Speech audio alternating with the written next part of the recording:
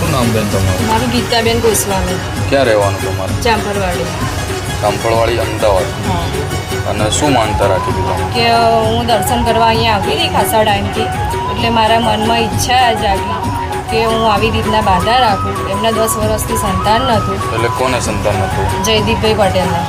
એ શું થાય તમારા? એ અમારા મકાન માલિક ભાઈ. અચ્છા.